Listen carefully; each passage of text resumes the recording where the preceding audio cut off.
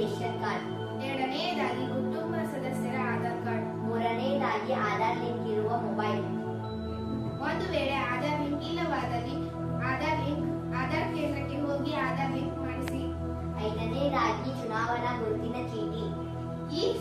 ಈ ಗಣತಿ ಕಾರ್ಯಕ್ಕೆ ನಿಮ್ಮ ಬೆಂಬಲ ತುಂಬಾ ಅವಶ್ಯಕ. ನಾವೆಲ್ಲರೂ ಸಹಕರಿಸಬೇಕಾಗಿ ವಿನಂತಿ. ಎಲ್ಲರಿಗೂ ಧನ್ಯವಾದಗಳು.